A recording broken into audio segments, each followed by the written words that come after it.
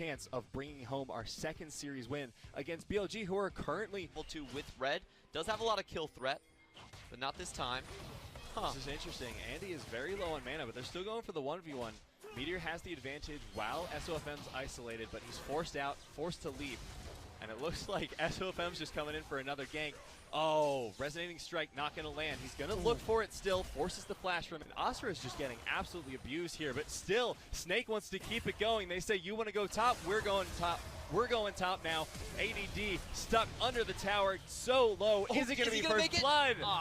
Harry takes it down for Flandre. It was pretty close. It was a very good distance. This is a replay. Snake controlling River. They've already made sure that Meteor was nowhere near the scene on the previous engage. And beautiful damage calculation. Snake and BLG, it might be the mid lane jungle 2v2. Meteor secures the scuttle. Oh my god, that flash from Maestro! They really want that kill. They pick up Meteor. sofm gets his first kill of the game.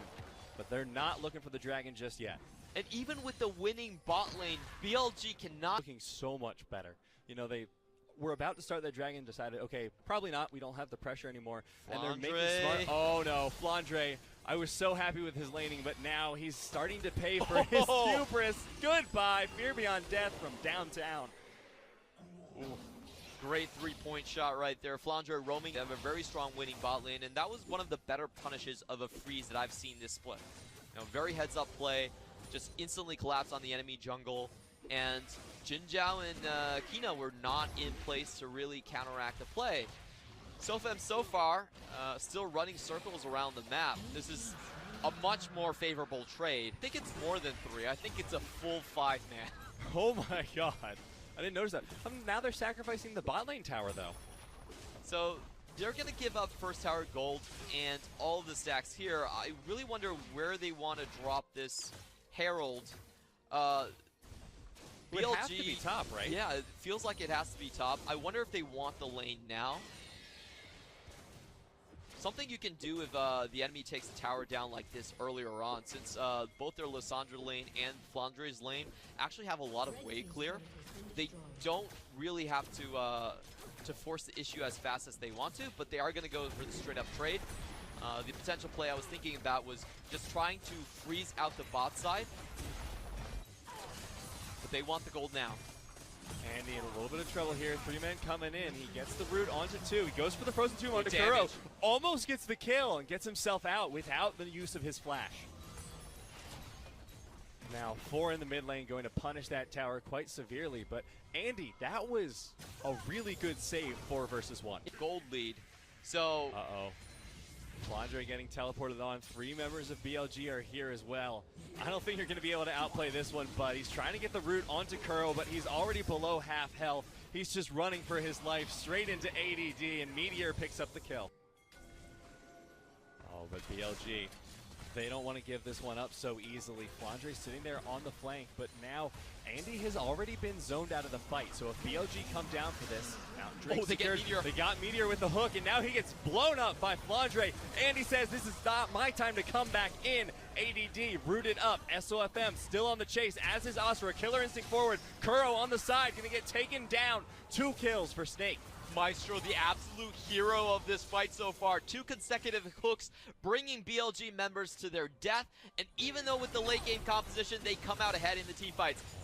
Even if an enemy is able to snipe off one side of the map, you should get chip damage in the other 2. But BLG are going to be the ones to go aggressive. Deja vu, the Lissandra almost getting caught out. Good Glacial Path bait, but it looks like this time no one's coming to save the mid laner of Snake. Maestro wants to get the lantern there. There's the frozen tomb from Andy. No flash, the lantern expires. Now Andy and Maestro both in trouble, and Snake are just trying to capitalize mid. They lost Maestro, and there goes Andy. But can Snake get anything in the rest of the map? Looks like they'll get a tower. So Snake, overall in that trade, that was 2 deaths and a teleport expended for BLG's side, but it does open them up to a relatively fast Baron, and Flandre is going to have to teleport into this situation to keep their hopes alive, really. Well, that's even if they want to do anything. It's 4,000 health on the Baron. Teleport's coming in. This is far too late. And now, great headbutt. Flandre, I don't think you want this angle. How does this keep on happening? Snake have one of the low from Jinja. I like what Snake are doing. They're grouping up S5, trying to get catches as BLG's 1-3-1 is taking form and trying to create map pressure by pushing out the side lanes. So even though that was BLG are still going to come out ahead of this just because Kuro is doing such a good job in the top side, knowing his win conditions. I feel like that was the correct play on Snake as well that you could get for a strategy like this. The problem, too, is Snake don't have the vision to really get any kind of offensive pick unless they get a great hook. Forces the flash from ADD, and now the ultimate from Flandre going to force everyone off the wave. They save 15 seconds. Yep, but they still don't get the engage that they need against the 1-3-1. The most common strategy is you just go for the 3-man, see if you can pile in with the 4v3. It looks like Snake are going to try that strategy once again. They've already lost their mid, and Andy has not been doing the best against Kuro in the top side. Could not defend the tower, so Snake actually end up losing on both ends. Inhib tower down, 5 men still remaining for the squad of BLG, and Baron buff still ticking at least for the next 40 seconds. If they get an Inhib tower off this is going to be so much harder for Snake to come back from. They need to get an engage in the next few seconds. You never really want to hard focus on the Rise just because he can escape with his Realm Warp. So I feel like it has to be the mid lane where they look for the pick, and here they go. W gets it onto ADD. There's the Dragon's Rage into the hook. ADD's down. Snake has defended the push. Snake have been winning their team fights. Really has been about catching out members, using their single target crowd control to snipe someone out. Now ADD is putting himself in a really bad position. Oh, ADD might be the saving grace here for Snake, but BLG are just starting at the Baron. If they can win this engage and get the Baron in time, that's the entire game, but they pick off ADD. BLG forced to back off of the Baron, and now Snake looking on the offensive. I feel like a prophet. You know, whatever I say just happens on screen. But once again, I feel like BLG, ADD definitely overextended in that spot. I can understand his goal of trying to zone out the team by Snake, but going a little bit too far forward against someone like Lissandra, really paying the price right there. I don't think Snake can fully commit onto this, however. They don't really have a tank on their team. They're going to take a lot of damage from this Baron. Teleport coming in here from Andy. Good zoning from Flandre. Keeps them out of the pit. 1100 left. Baron secured by Snake, and now they're trying to turn the fight. Kine on the front line. Tries to get the knockup. Lands it onto 3. Teleport coming in from ADD. But can he even get anything at this point? Maestro, last man standing, but his team should be able to get out of this. Oh, Andy, be careful, man. The Realm Warp comes in, and now they have to turn it. Kina falls. Jinjiao getting so much damage from the side, and Meteor coming in from the flank. Flandre's low, SOFM's low. Andy's down. Asura still alive, putting out the best damage he can, but he's not able to get Jinjiao, and suddenly Snake are routed. They need to get back to the base, and Flandre and SOFM will make it out alive. Oh, that was such a close fight by Snake right there. That was a situation where BLG could have routed Snake's entire team and just finished the game. Yeah, BLG had such a good start of the fight. I thought the game was going to end right then and there. You know, Jinjiao surviving the trade with Asura, even expending the Kai'Sa's flash in the engage as well. Control over the jungle, so much control over the lanes. Flandre needs to be careful. Realm Warp's coming in to his tower. He just has to follow it, but he's stuck between the worst case scenario in every direction. And once again, one of Snake's solo laners gets caught out, but this time, I don't know if they can recover. Oh, Kuro has been the master tactician this game. So many catches with his globals. That's the 4th catch on a solo laner from Snake right there. That's really impressive map awareness, and it's quite refreshing to see someone play the Rise like this at this level. We haven't seen the Rise be a priority pick for quite a while now, but with the Aurelia nerf, we should be seeing more of him.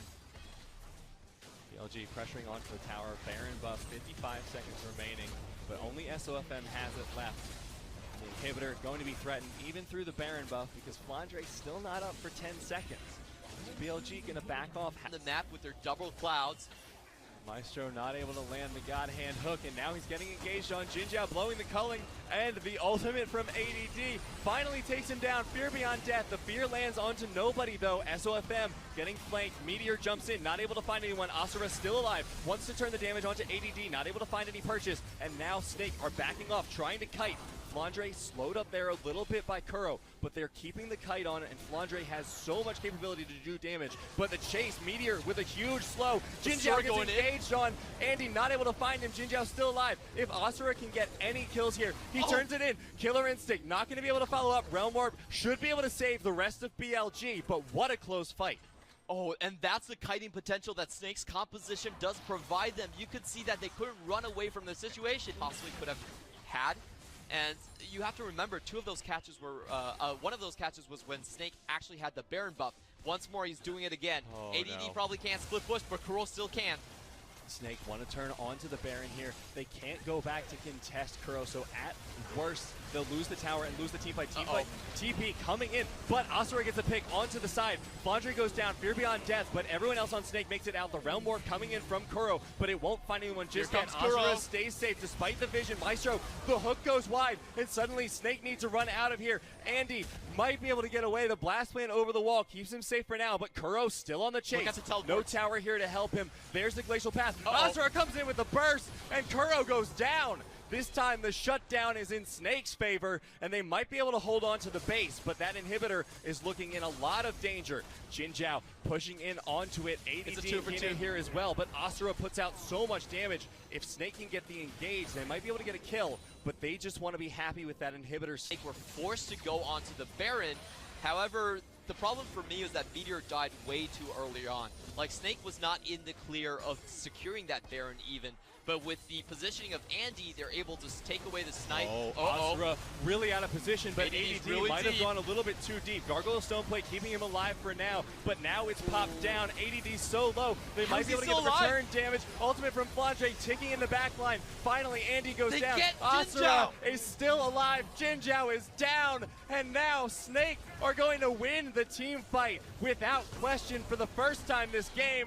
SOFM gets the shutdown, and Snake have a Baron buff for another minute with a near ace. That fight was on the knife's edge. BLG could have cleaned out that fight, but out of the chaos, Maestro with the master hook gets Jinjiao by the tails of his coat, drags him in, and instantly kills him with the help of SOFM. So another great play coming out from the support of Maestro. The first time Thresh this split shows us what he's been practicing. Maestro been showing up huge this game, and now Snakes have 30 seconds remaining on the Baron buff. They're looking for the Nexus towers. Meteor on the side, might be looking for the engage here. They get SOFM, but the GA's pop. Meteor goes down, he doesn't have that luxury, and now the second Nexus tower goes down. This could be the game. Four-man knockup from Kine. Snake, can they do it? One more auto, and they get it. Snake take game one versus BLG. Oh, what a thrilling game so far. Back and forth, each team understanding their win conditions so well. Two standout players for me have to be Kuro and Maestro. It was a battle of the map tactician, the map hacking Rise versus the god hook of Maestro to keep Snake in